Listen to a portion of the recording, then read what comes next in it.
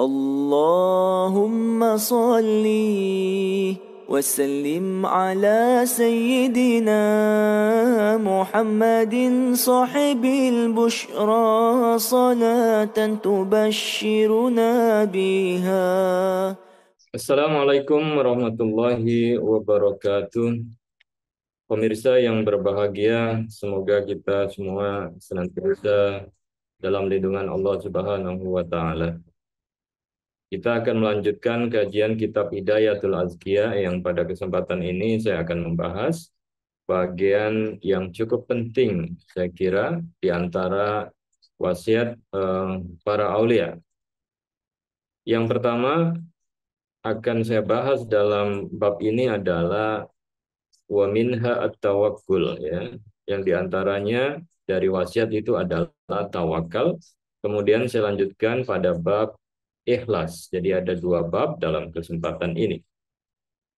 Wa minha at-tawakkul, dan diantara wasiat para aulia itu adalah tawakal.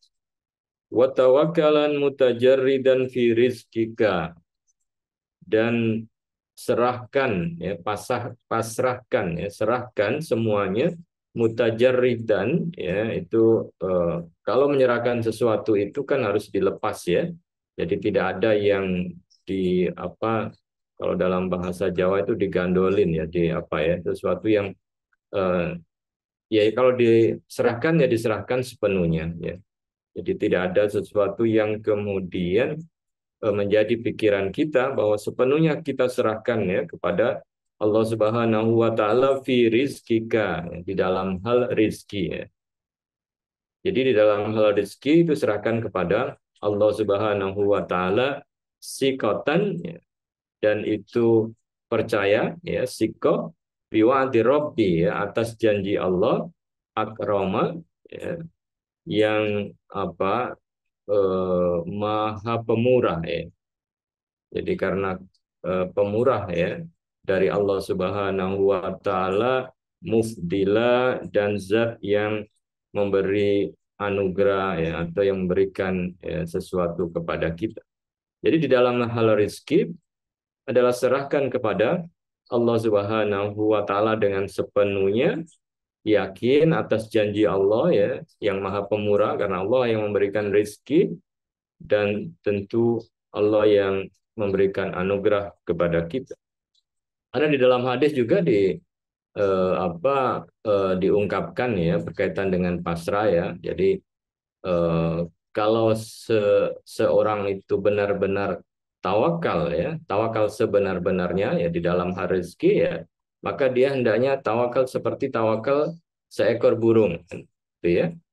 Pagi, ya, dia dalam kondisi lapar, kemudian setelah itu pulang dalam kondisi kenyang. Dalam hal rezeki saya kira, ya, karena yang memberikan rezeki, yang memberikan kekenyangan, ya, kepada burung itu adalah Allah Subhanahu wa taala. Di pagi hari dia tidak memiliki apa-apa, tetapi begitu dia pergi, maka dia pulang, ya, dalam kondisi kenyang, dan bahkan, ya, bisa memberikan makan kepada anak-anaknya. Nah, di dalam hal ini ada perbedaan pendapat, ya, antara Imam Syafi'i dengan gurunya Imam Malik, ya, berkaitan dengan rezeki ini. Imam Malik mengatakan bahwa, ya, lakukanlah apa yang menjadi bagianmu, ya, serahkan kepada Allah, maka rezeki itu akan datang. Jadi dalam pandangan Imam Malik bahwa rezeki itu akan datang tanpa sebab, ya. Tidak harus kemudian orang bekerja itu akan mendapatkan rezeki, gitu, ya. Tapi kalau Allah Subhanahu wa taala memberikan rezeki, maka, ya, rezeki itu akan datang. Kemudian Imam Syafi'i sebagai murid mengatakan, bagaimana mungkin burung akan mendapatkan rezeki kalau burung itu tidak keluar dari sangkarnya. Jadi menurut Imam Syafi'i yang menyebabkan rezeki datang adalah burung itu keluar dari sarangnya, ya, untuk mencari makanan. Tetapi kalau menurut Imam Malik, ya, tanpa keluar juga kalau sudah ditakdirkan Allah dia mendapatkan rezeki, maka akan mendapatkan rezeki. Nah, suatu saat Imam Syafi'i, ya, keluar dari katakanlah itu pondoknya ya. Kemudian di jalan dia menemui seseorang sedang memanen anggur. Kemudian beliau membantu petani itu memanen, dan hasilnya beliau mendapatkan imbalannya berupa anggur yang segar ya, apalagi panas-panas ya mendapatkan anggur. Kemudian Imam Syafi'i dalam hatinya mengatakan bahwa benar apa yang saya yakini, bahwa burung itu akan mendapat rezeki kalau dia keluar dari sarangnya. Saya keluar dari pondok kemudian membantu petani, maka saya mendapatkan imbalan. Maka kemudian dibawalah anggur itu kepada gurunya Imam Malik. Kemudian dia mengatakan, saya membantu petani dan saya mendapatkan anggur. Seraya mengatakan bahwa ini pendapat saya, ya, terbukti ya berkaitan dengan rezeki. Kemudian Imam Malik tersenyum, diambillah anggur itu, kemudian dimakanlah. Imam Malik mengatakan, seharian aku tidak keluar, aku hanya mengaji, ya, mengajarkan kitab, dan hanya sedikit berpikir di panas seperti ini, memakan anggur tentu alangkah nikmatnya. Tetapi kemudian anggur itu datang ya kepadaku lewat engkau yang membawa anggur itu. Kemudian keduanya tersenyum bahwa kedua pendapat itu ya di antara Imam Syafi'i dan Imam Maliki ya dua-duanya ada benarnya begitu ya, tanpa saling menyalahkan satu sama yang lain. Apa yang disampaikan oleh Imam Syafi'i adalah benar, apa yang disampaikan oleh Imam Malik juga benar ya, karena ada contoh empirisnya begitu ya. Imam Malik tanpa keluar bekerja membantu orang agar dapat imbalan dan bisa makan anggur, hanya cukup di dalam rumahnya saja, maka datanglah anggur dan beliau bisa makan anggur. Artinya bahwa antara Imam Syafi'i dan Imam Malik dalam hal rezeki berbeda pendapat, tapi sama-sama kemudian saling memahami satu sama yang lain. Nah, ini berkaitan dengan rezeki. Yang penting adalah sikotan biwati robi akroma mubtila. Yakin ya, percaya atas janji Allah ya. Jadi kalau Allah menjanjikan akan memberikan rezeki kepada makhluknya, maka kemudian akan ya, diberikan rezeki itu, dan rezeki itu tidak akan tertukar ya. Jadi kalau kita bekerja, lakukanlah pekerjaan itu ya. Masalah rezeki yang Allah berikan ya, atau hal-hal lain, maka itu Allah yang sudah mengatur. Amal mu'ilu fala yajuzu qu'uduhu ya. Adapun al-mu'il ya, al-mu'il itu adalah orang yang berkeluarga, orang yang memiliki tanggungan keluarga, yang disebut dengan mu'il. Amal mu'il, adapun ya, seorang yang memiliki tanggungan keluarga, fala yajuzu qu'uduhu, maka ya tidak diperkenankan ya qu'uduhu itu duduk-duduk saja ya, berpangku tangan. An maksabin ya, berpangku tangan ya, an maksabin li'iyalihi mutawakkila. Maka seorang yang memiliki tanggungan maka tidak diperkenankan untuk duduk-duduk saja bertopang dagu ya. An maksabin ya, dari mencari nafkah. Jadi tidak boleh duduk-duduk saja ya, kemudian tidak mencari nafkah gitu ya. Li'iyalihi ya, dengan tidak ya mencari nafkah untuk ya, keluarga yang harus dinafkahi, mutawakkila, dan hanya pasrah saja. Nah, jadi disebutkan bahwa amal mu'il fala yajuzu qu'uduhu an maksibin li'iyalihi mutawakkila. Bagi seorang yang memiliki tanggung jawab, maka dia tidak boleh hanya duduk-duduk saja ya, meninggalkan pekerjaan ya untuk keluarganya dan hanya pasrah saja diserahkan kepada Allah, maka dia harus bekerja. La tabdulan linnasi irdaka taumi'ah. Maka janganlah kamu menyerahkan ya linnasi kepada manusia irdoka kehormatanmu taumi'ah seraya berharap. Jadi jangan sampai kita ya, menyerahkan kehormatan ya, kita seraya berharap fi malihim, ya, di dalam harta, ya, manusia itu, aujahihim, atau kedudukan manusia itu, mutadallila, ya, dengan cara merendahkan diri. Jadi dalam hal ini, ya, orang-orang yang bertawakal kepada Allah Subhanahu wa taala di dalam rezeki itu tidak boleh, ya, menyerahkan dirinya, menyerahkan kehormatannya, ya, kepada manusia hanya berharap harta atau kedudukan dari manusia itu dan rela untuk merendahkan martabatnya. Maka di dalam hal mencari rezeki juga, ya, orang tidak boleh menjual harga dirinya, ya, hanya untuk mendapatkan harta dari manusia atau ingin mendapatkan kedudukan, ya, karena kedudukan pekerjaan, ya, itu adalah sebagai jalan untuk mendapatkan rezeki. Jadi jangan sampai kemudian cara mencari rezeki kita itu dengan cara merendahkan martabat kita, merendahkan, ya, kehormatan kita, ya. Apalagi sampai merendahkan, ya, kehormatan agama kita, ya. Jadi tidak boleh eh, me, merendahkan diri kita, ya, hanya ingin berharap, ya, mendapatkan uang dan pekerjaan. Jadi apapun yang diperintahkan, ya, orang yang memberikan pekerjaan dan itu merendahkan diri kita itu dilakukan, maka itu tidak diperbolehkan. Nah, ini adalah pentingnya, ya, kita yakin, tawakal, ya, atas rezeki yang Allah berikan. Karena Allah yang memberikan rezeki, Allah yang mengatur, Allah yang Maha Pemurah, maka kita harus yakin akan janji itu. Tapi ingat bahwa sebagai seorang yang memiliki tanggung jawab keluarga, maka dia tidak boleh hanya duduk-duduk saja, ya, berharap kemudian rezeki itu akan datang tanpa bekerja untuk mendapatkan nafkah guna diberikan kepada keluarga dan semua itu sudah dipasrahkan, ya. Jadi tidak boleh punya keluarga kemudian, ya, pasrah saja kepada Allah Subhanahu wa taala tanpa ada usaha dan lain sebagainya. Maka itu bukan yang dinamakan sebagai tawakal. Nah, kita lanjutkan pada bagian ikhlas. Wa minha al-ikhlasu, ya. Dan di antara nasihat dari para aulia itu adalah ikhlas. Apakah itu ikhlas? Ya, ahlis, ya.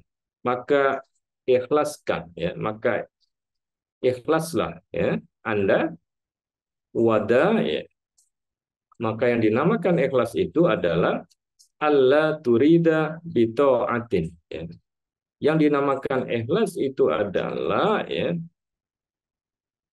tidak ingin, ya, terhadap, ya, ketaatan kita, ya, tidak mengharapkan atas toa ketaatan kita kepada Allah Subhanahu wa taala illa taqarruba min ilahika dil kila. Jadi yang dinamakan ikhlas adalah dalam hal ibadah, bahwa di dalam ibadah kita, ya, kita tidak menginginkan apapun, ya, selain dekat kepada Allah Subhanahu wa taala sebagai sarana untuk mendekatkan diri kepada Allah Subhanahu wa taala, ya, dzilkila, yang memiliki zat, ya, yang mengawasi dan menjaga kita.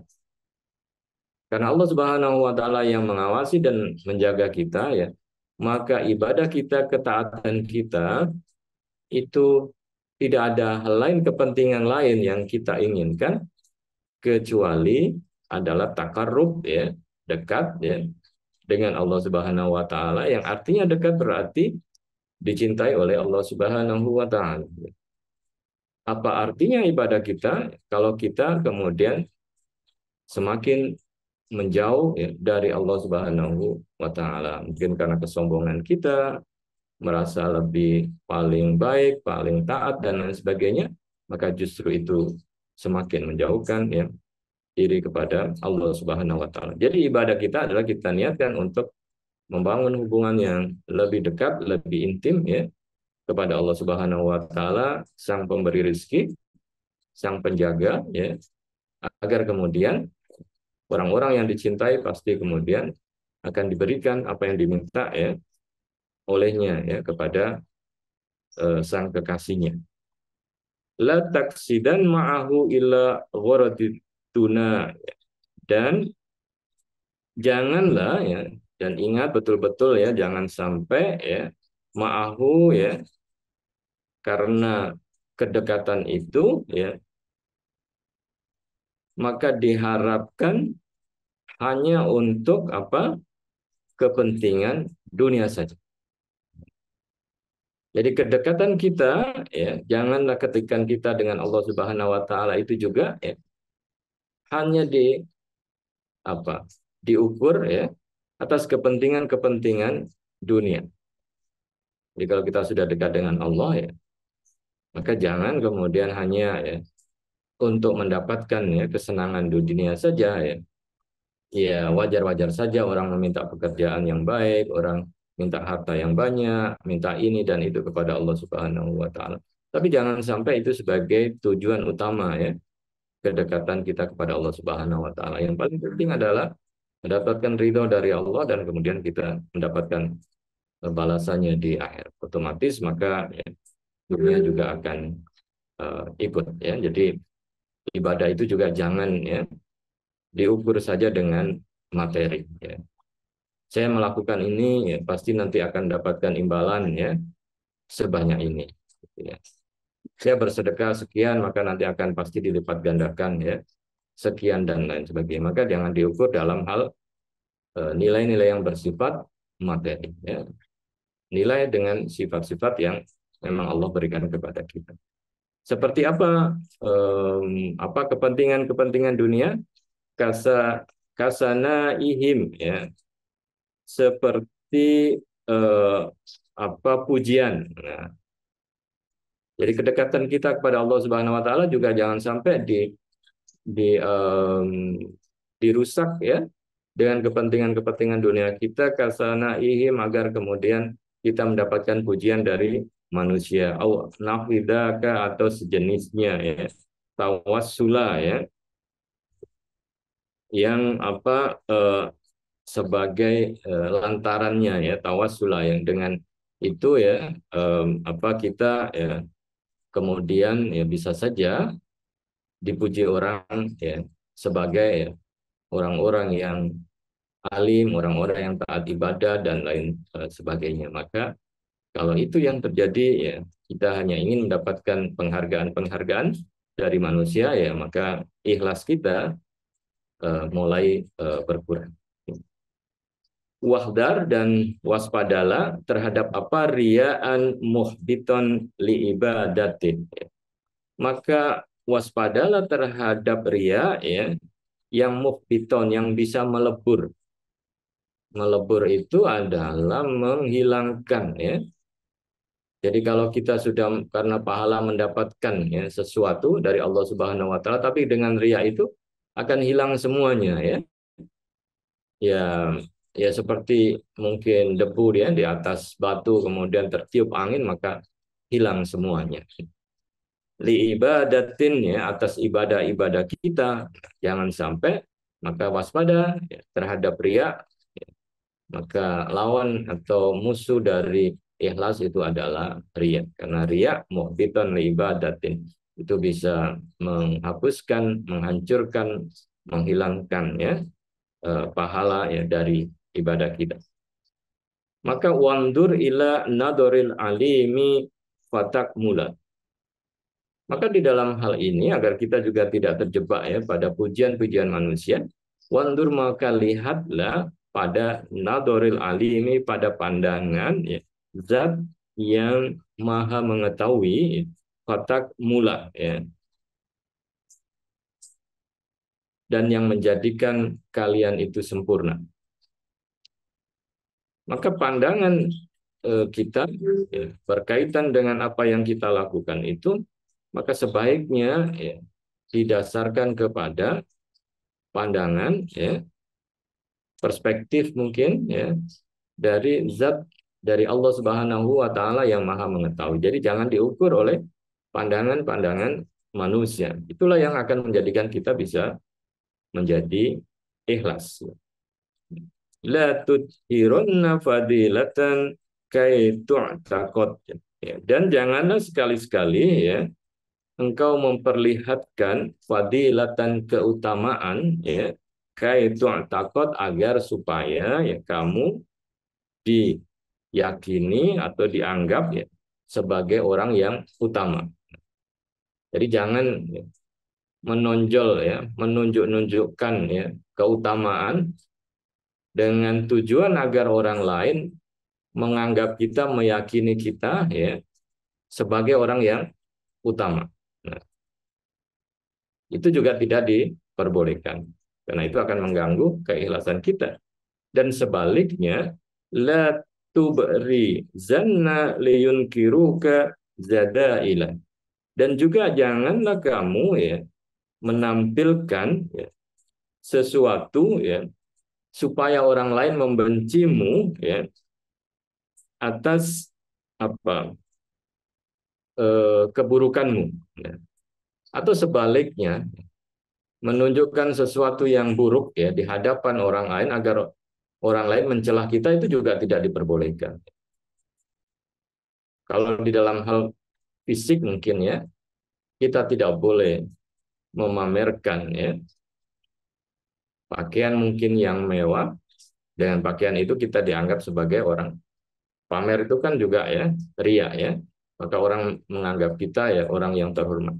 Atau sebaliknya kita memakai pakaian yang rusak begitu ya, compang-camping ya, agar orang lain kemudian menganggap kita ya atau tidak suka dengan kita gitu ya atas perilaku atau apa yang kita lakukan. Itu kedua-duanya tidak diperbolehkan. Menampilkan kemuliaan kita agar dianggap sebagai orang mulia, menonjolkan kehinaan kita agar kemudian dianggap oleh orang itu sebagai hina, maka itu juga tidak diperbolehkan. Imanu mar'in la yakunu takamala. Maka iman seseorang maka tidak akan menjadi sempurna. Jadi keimanan seseorang, jadi tawakal, ikhlas itu kan berkaitan dengan keimanan. Maka keimanan seseorang itu tidak akan menjadi sempurna hatta yaro nasan bi'ibilin musila. Sampai ya, orang itu melihat ya, sampai kemudian ya orang itu melihat orang atau melihat dirinya ya bi'ibilin. Jadi sampai orang kemudian melihat manusia ya atau onta itu adalah sesuatu yang sama. Nah, ini. Bagaimana kemudian manusia dan onta ya dianggap sama gitu ya. Artinya orang tidak akan menyombongkan diri begitu ya. Karena baik manusia maupun onta itu adalah sama-sama ya makhluk dari Allah Subhanahu wa taala. Dia dianggap sebagai manusia sama saja atau orang lain menganggapnya dia sebagai seperti onta juga tidak ada masalah gitu ya. Karena dia melihat bahwa yang melihat itu adalah dikembalikan kepada nadarul alim, pandangan zat yang maha mengetahui. Jadi dia tidak akan risau ya. Dalam hal apa? Fayakunu madhuhum wa dammuhum sawa. Sehingga ya antara pujian ya dan ejekan mungkin ya atau hinaan itu menjadi sama. Jadi dia dihina atau dipuji oleh manusia itu sama ya. Kalau dipuji ya dia tidak akan kemudian merasa tinggi hati. Kalau kemudian dihina dia tidak akan merasa menjadi rendah diri begitu ya oleh manusia. Jadi orang-orang yang beriman ya imannya tidak akan sempurna ya apabila di dalam dirinya ya tadi itu masih merasa bangga, masih merasa lebih suka begitu ya bahagia kalau dipuji dan kemudian bersedih, kemudian merasa rendah diri, tidak ada gunanya kalau kemudian orang merendahkan, dicaci, dihina dan lain sebagainya, maka dia akan ya, merasa ya, bahwa dia direndahkan dan lain sebagainya. Tetapi ya, bagi orang-orang yang beriman, ya, hinaan atau kemudian pujian itu adalah sama saja, karena dia hanya memperhatikan ya, pandangan dari Allah Subhanahu wa taala. Lam yakhsha laumata laim fi dil ula. Dan juga ya tidak akan takut, tidak akan khawatir ya atas hinaan, cercaan gitu ya, orang-orang yang suka mencerca. Fidil ula ya di dalam ya menjalankan atau di dalam mengamalkan ya agama Allah yang mulia. Jadi kalau dia dalam rangka mengamalkan, menjalankan agama Allah yang mulia itu ya, dia tidak mempedulikan ya apakah ya, dia dihina, dicerca ya orang lain yang suka mencela. Amalun li ajlin nasi, perbuatan karena manusia, perbuatan yang dilakukan, ya, amal yang dilakukan hanya karena manusia, maka itu disebut amalun li ajlin nasi syirkun. Maka amal termasuk juga amal baik ya. Kalau itu hanya karena manusia, maka disebut dengan syirkun, menyekutukan Allah Subhanahu wa taala. Karena amal ibadah yang kita lakukan itu ya adalah hanya karena Allah ya, bukan karena manusia. Dan sebaliknya tarkuhu linnasi dzaka wariya'u sabahlal. Dan meninggalkan sesuatu karena manusia, yaitu dzaka, yaitu meninggalkan perbuatan itu, maka huwa arriya'u sabahlala. Dan itu juga disebut sebagai riya ya, yang ya orang mungkin tidak ya seharusnya melakukan dua hal itu ya, tidak melakukan syirik dalam hal ya. Jadi untuk tingkatan tertentu kita beramal karena manusia itu dianggap syirik. Tetapi untuk pendidikan dasar ya bisa saja begitu ya, orang masih melakukan sesuatu itu karena orang lain ya, karena diperintah oleh guru, karena diperintah oleh orang tua dan lain sebagainya. Tetapi untuk taraf yang ini ya, bagi orang yang ingin imannya sempurna ya, maka di dalam beramal itu ya jangan karena manusia, karena itu dianggap ya menyekutukan Allah, karena yang meminta dan memberikan pahala ganjaran itu adalah Allah. Atau sebaliknya ya, jangan meninggalkan sesuatu ya karena manusia. Tetapi bisa saja kadang ya kita ya, meninggalkan ya, sesuatu yang tidak baik mungkin ya, itu karena masih lantaran karena manusia tidak enak dengan sekitar dan lain sebagainya. Tetapi lama kelamaan maka itu harus ditingkatkan ya, bahwa sesuatu itu baik itu kita mengamalkan, melakukan atau meninggalkan sesuatu itu karena Allah Subhanahu wa taala. Nah, ini adalah agar kita mendapatkan kedudukan yang mulia di sisi Allah Subhanahu wa taala, karena Allah ya adalah tujuan hidup kita begitu ya. La tadluban indakal muhaimini manzila. Janganlah engkau mencari kedudukan ya di sisi al-muhaimin ya. Zat yang memperhatikan kita ya. Janganlah kita mencari kedudukan ya, meminta kedudukan ya, manzilah ya, dalam derajat ya, yang tinggi ya. Janganlah kemudian kita meminta kedudukan ya, di sisi Allah Subhanahu wa taala suatu kedudukan ya. In kunta, jika engkau tatlubu masih mencari inda nasin manzila. Jika engkau masih mencari atau membutuhkan ya kedudukan di sisi manusia. Nah, ini berarti ini sudah tinggi ini derajatnya ya. Maka ya, tidak layak bagi kita untuk meminta kedudukan mulia di sisi Allah kalau kita masih mengandalkan atau meminta-minta kedudukan dari manusia. Maka orang yang ingin kedudukannya, derajatnya ya tinggi di depan di sisi Allah Subhanahu wa taala, maka seyogyanya dia tidak perlu meminta-minta ya kedudukan dari manusia. Itulah sebenarnya yang disebut dengan hakikat daripada ikhlas yang semata-mata karena Allah Subhanahu wa taala. Intinya kan ya malu saja begitu ya. Kalau kita masih lebih condong lebih banyak gitu ya meminta kedudukan dihormati oleh manusia, tapi kemudian kita meminta kedudukan yang mulia ya di sisi Allah Subhanahu wa taala.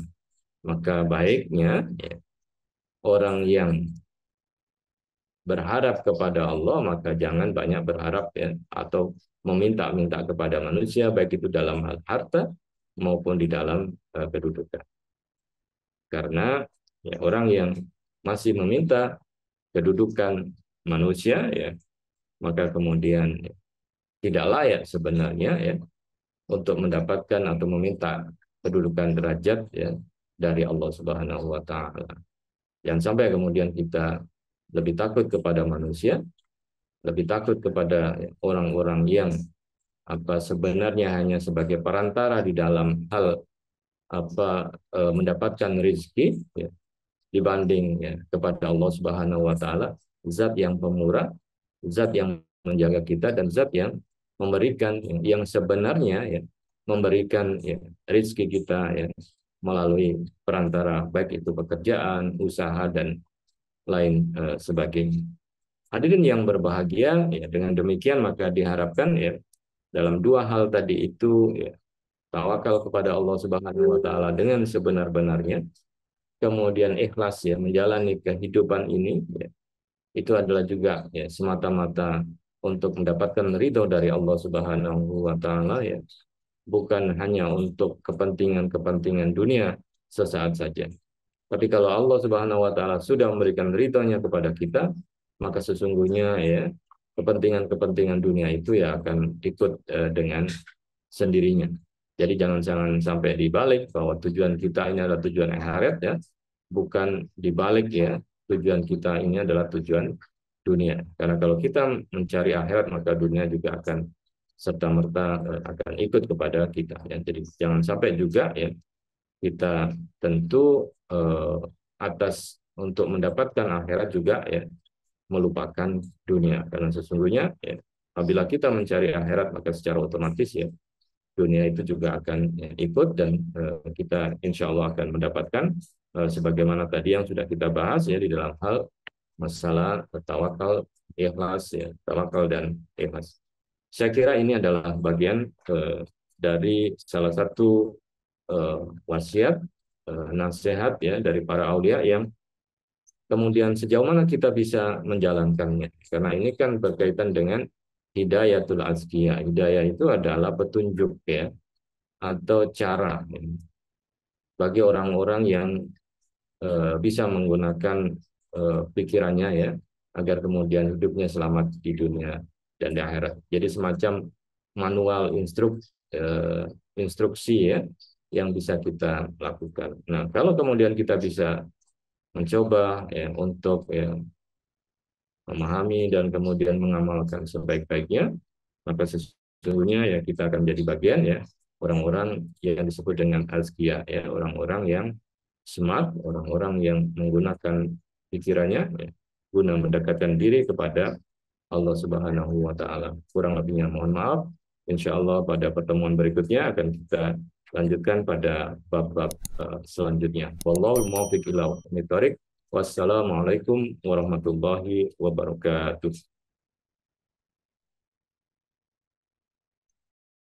اللهم صل وسلم على سيدنا محمد صاحب البشرى صلاة تبشرنا بها وأهلنا وأولادنا وجميع مشايخنا.